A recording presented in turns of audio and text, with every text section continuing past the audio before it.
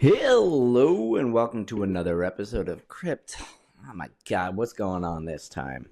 So it turns out, guys, over the course of the weekend, there's been a bubbling aggression that's happening inside the Ethereum community. This all really revolves around a lot of the changes that are happening, and at the core is the fact that the price of Ethereum has really become quite stagnant. When we look at Solana, all of the success that's been had there, even some of the move ecosystems, right? Sui and Aptos. And all of this growth and this very interesting bull market energy has been just exploding all around the place. But everybody that really committed to the Ethereum ecosystem is feeling left behind. Their assets haven't really gone up. ETH touched $4,000 a while ago, but then promptly turned right back around. So if you looked at the industry in the previous cycle, I think a lot of people said, you know, you can go risk off with Bitcoin, and everyone got really complacent. They said, just buy Ethereum. That's where the world computer is being built, the open, accessible framework for anyone who feels like contributing to build financial products on top of this tech stack. And FTX had recently collapsed, so Solana was looking a little bit more sus. However, things turned around. Solana exploded with the advent of meme coins with Pump.fun. The Solana user experience, the Phantom wallet, is amazing. It's arguably the best wallet product on the market right now. So much so that they even just recently raised, I want to say 120 million, maybe 150, I forget, but at a $3 billion valuation. So they've got a huge war chest to take this wallet application to expand it into something that people really love. Now, that being said, there were arguments that Solana was more centralized, that the dream of accessibility was more limited, right? Single points of failure or more collective points of failure are dangerous in this ecosystem. We want the idea that the nodes are spread out, that the network is anti-fragile, that we can really run these apps without issues. Well, all of that has really been coming to a head lately. There's been a lot of aggression towards what is called the Ethereum Foundation. It is a group of developers who lead the update roadmap. Now, they're not really the head of ETH, even though that is sort of assumed. They do put themselves in a position where Ethereum is an open ecosystem, anyone's allowed to add, but these people are center to the core roadmap. They sit under Vitalik Buterin, the founder of Ethereum, and they design and they execute on the growth of the ecosystem. One of the biggest problems is that people have seen the Ethereum Foundation morph into a more social platform. That being that they're focused on things that we might call left-leaning on the political spectrum, that they want to be viewed as Zen, that they don't want to be competing to win in that aggressive sort of winner-takes-all mindset. They view themselves as long tail for an open world and a new world order that's built off of beautiful, lovely, warm, heartfelt things. However, the case is these are the markets. There's aggressive people out there. There's Solana that's coming in hot. Even the Solana Foundation is not even necessarily the loudest voice in the Solana ecosystem. For anyone who pays attention, there is a man called Mert. He previously worked for Coinbase, and he runs an infrastructure project inside of Solana. He took it upon himself to step up and be the loudest voice. So unlike Ethereum, where everyone looks to Vitalik, it's not even the Solana team in Solana. There's people that have just taken it up to become the biggest supporters. And while people have been doing this with Ethereum, they constantly turn to the foundation and they say, hey, we built these great things. We built all of DeFi. That was the huge wealth effect in summer of 2020. Decentralized finance, the lending, the borrowing, the things that I talk about. While the foundation said, we don't really see DeFi as the core of Ethereum. We don't really like it. And then to add a little bit more bane to the twist is that when asked, and I talked about this a couple episodes, Ethereum Foundation, do you use the Ethereum blockchain? Like, what do you do on it if you're not doing DeFi? And they came up with a list of 4 different ways that basically said we sell Ethereum for stable coins that we use to pay for things. So this is rather disappointing. Nobody wants to see the leaders in the space basically saying, I'm dumping on you. That is the utility. So these are all hard things to grok, and this, of course, has come to a head over the past weekend, I would say. I just want to dive into it a little bit very quickly. Now, it starts, I would say there's like endless takes on this. You know, some points on this, the current process. This is Dankrad Feist. He is actually one of the core members in the upgrade process, very focused on advanced research and implementation in Ethereum blockchain. And he opens up to some of the debate. There's just open debate happening really around that the current process of upgrading Ethereum is broken, all in caps, right? The long-term commitments to capacity are required. Builders need to know this. Otherwise, they can't build on Ethereum. And this is an interesting take, right? Ethereum roadmap has often gotten a lot of heat for expanding itself into the multi-year time frame. There's a very common meme that says, the Ethereum timeframe, and it's extremely stretched out. In a world where we're looking at cycles that last maybe 4 years, right? And the thesis of competition is extremely immediate. We want to see change. We want to see it now. Now, Dankrad goes on, we cannot claim that the L1 cannot be scaled, and this is another conversation happening inside Ethereum. Are we abandoning the L1, the base layer of Ethereum, to these L2s, these layer 2s, like Optimism, which Base is built off of. Base is getting the majority of the transactions these days. There's Arbitrum. There's a whole swath of them. Even Abstract Chain, right? They're trying to build for the Pudgy Penguin community. Now, they accrue a lot of value to their primary compiler. Each one of these L2s accrues a lot of value personally, right? They run what's called a sequencer. It sequences the transactions. They can take fees off this, and they roll all of those transactions up, and they pay the Ethereum transaction once. So that means that Ethereum now is not collecting as many of the transactions, and each transaction on Ethereum does burn a little ETH. So the burn impact is reduced. The amount of capital flowing towards the L1 is less. And of course, the big problem here is that the L2s do fracture the space. If I want to trade an asset on one L2 to another, I have to go through a bridge. I have to wait for some new tech to be developed. It's not like in Solana where everything is on the L1, so all assets are interchangeable. This is called composability. One app can compose into the other.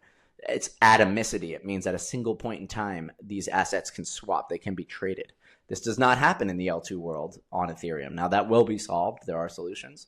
Basically, everything will be solved in time if you give it the time, but will it do it in the point that it needs to compete?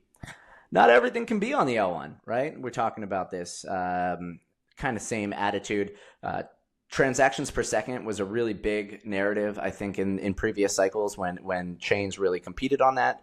Now we have Solana going very fast. The Move blockchains go even faster, and something at the end of the day will go faster than that.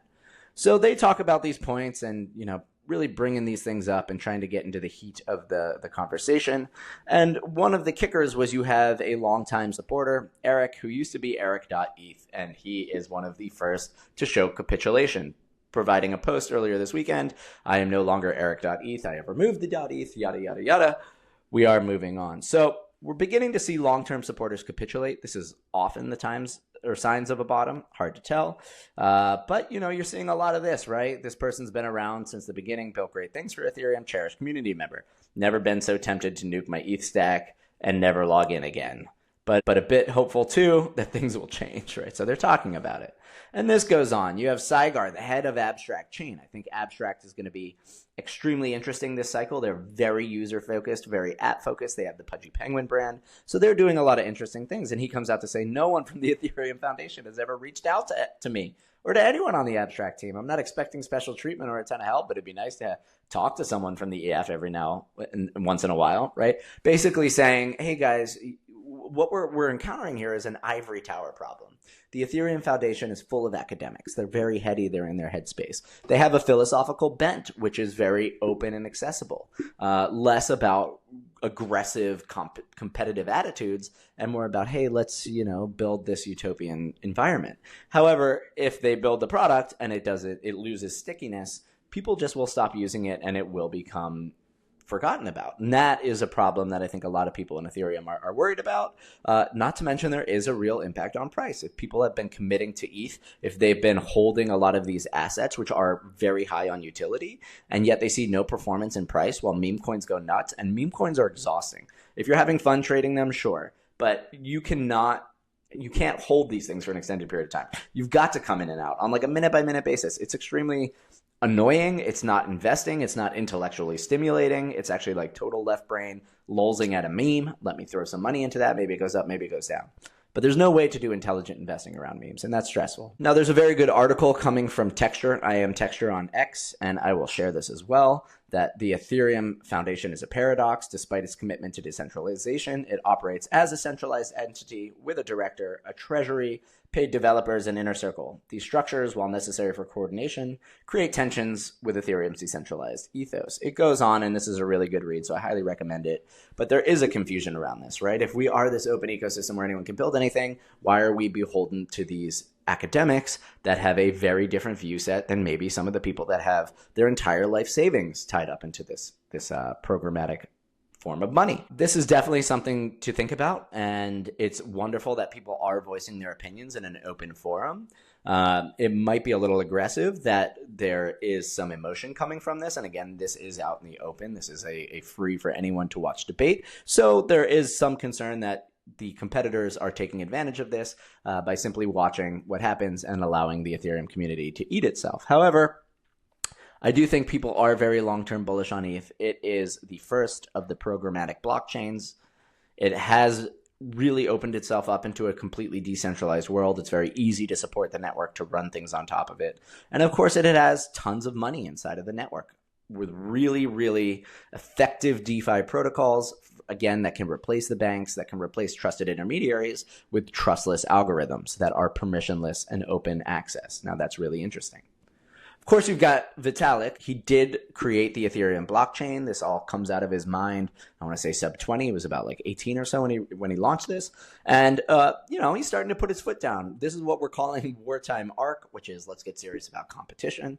And Vitalik comes out to sort of respond to everybody that the person deciding the new Ethereum Foundation leadership team is me. One of the goals of the ongoing reform is to give the Ethereum Foundation a proper board, but until that happens, it's me. So Vitalik is coming out and he's saying your aggression is not helping, right? You're adding a lot on the social layer, the X conversations. People are getting very ornery. They have a lot of money tied up. There's a lot of emotions. And he's coming out and saying, you're making my job harder. You are making my job harder. So as they try to figure this out, now that these conversations happen, there's a lot of infighting. But it's also nice to see Vitalik coming out and taking a more firm and rooted approach, saying, no, I believe we are going in this direction, and this is how I want to run it. So this is all very interesting, and we do actually have a good amount of rotation coming in the foundation. And that is exciting, and I do think it turns a new leaf for Ethereum. Now, one of the biggest issues that people do have is if the foundation is the leadership team, their primary use of the ETH asset as it stands has been selling it for stables. So it's very hard when you're a long-term holder of an asset to say, hey, the leaders at the top, what are they doing with it? They are selling. This is just a stressful sort of emotional thing to internalize. Of course, they need money. They need to pay people. These people need to eat, right? They need to grow their lives. But again, there's a whole new financial ecosystem out there. Why are you sending it to exchanges and selling it and dumping on the pressure? So in response to that, we have seen some really cool updates. The Ethereum Foundation has come out. They have set up a safe, which is a really great way to hold your assets if you're on ETH. Basically, this creates a wallet that requires multiple signatures. In this case, 3 of 5 to execute a transaction. That means 5 separate parties can hold a piece of the signature, and you can decentralize the control and add to the security. Now, they gave it a public wallet address. An OP, which is just a proposal, has been initiated to send 50,000 ETH there. And instead of selling this ETH, they're going to do lending, borrowing on AAVE. The argument being here that they are now choosing winners of the protocols that build on top of Ethereum. Some people feel they shouldn't do this. I personally feel that AAVE is so far ahead and has already proven its traction that, I mean, just use the fucking thing. Like, let's get over it. I would rather see that money being put to intellectual use and in a beneficial way rather than just straight selling. If they choose to change the protocol later, they always can. The competition's still available. Now, as we do move on to a little bit more positive news, one thing that is very exciting is that with the advent of the political change, we are seeing things like this in CoinGecko. Top made in USA coins by market cap. And you have a ton of coins here, which is really interesting. And they're all essentially coming out of the US. This is something that to have been on this list in the previous administration would put fear in your heart that the SEC would sue you to oblivion, or even worse, come after you personally in one way or another for the code that you write and deploy on the internet. So just seeing this is a huge philosophical shift in the United States. And I can't underscore how big that is.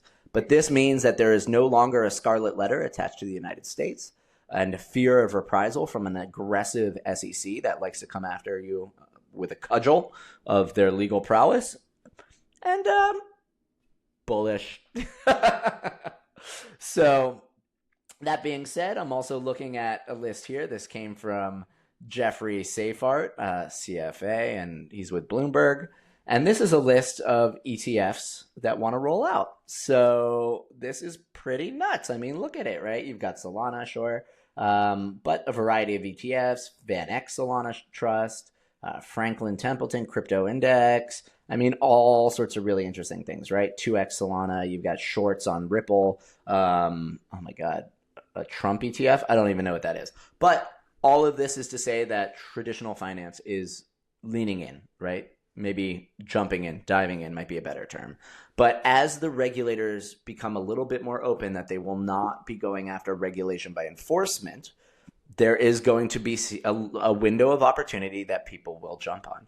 Now, that brings me to my final thing. This has been a bit of a downer. I do think the Ethereum drama will solve itself. Ethereum is a very anti-fragile organization. But again, with open and permissionlessness means that you're going to have a lot of different viewpoints coming in to contend with each other. I will keep you posted on all of that. But I do want to leave with one really piece of positive news that we got this morning. And I cannot tell you how excited I am by this, but the SEC just dropped on this fine Tuesday, January the 21st of 2025, that SEC Crypto 2.0, the formation of a new crypto task force. This is Commissioner Hester Peirce, will lead the agency-wide effort. She is phenomenal. She has been colloquially called Crypto Mom. And she came up with what is called the safe harbor proposal. This thing is now like 4 years old, so it's absolutely crazy that we went through the whole last admin without this kind of concept. But basically saying you have 3 years to launch your protocol and to move it from a centralized org to a decentralized org. I actually think the fact that the SEC kept an opaqueness over what is centralization, what is decentralization, where we will actually come at you with regulatory enforcement versus when are you decentralized and you are now free of the securities label and everything that comes with it. I think that this timeline will be so healthy because it gives this 3-year path that will need to be embedded into every chain that launches that says we need a plan to get to decentralization. Without that, people abandoned it entirely. They said, screw it, it doesn't even matter. This is why the meme coin explosion happened. There's nothing behind a meme coin. There's no promise of returns from a third party. You don't even need to promise that you're going to sit in the middle marketing it, right? Maybe it just takes off, maybe it doesn't. I think people just throw darts. It's a pure gamble play. But that meant all of those pieces, which make it a shitty financial class, meant that they're not securities and that they will not get shut down by the SEC. We now have a way to create anti-fragile applications that are open and permissionless, that are not owned by anybody, that can be profit machines that share that profit with all of its participants. And this is the beauty of a blockchain network, is that it's like a business, except instead of accruing that value to shareholders, it's open and permissionless for anyone who wants to buy the token, to stake the token, to take their capital, put it at risk for the sake of the protocol. And in doing so, provide liquidity, provide all sorts of financial resources. But now you can take that. So if you make a couple bucks and you're off in some other country in Africa or whatever, and you want to be part of these giant open machines, you have the opportunity. There will now be, under this SEC, a framework.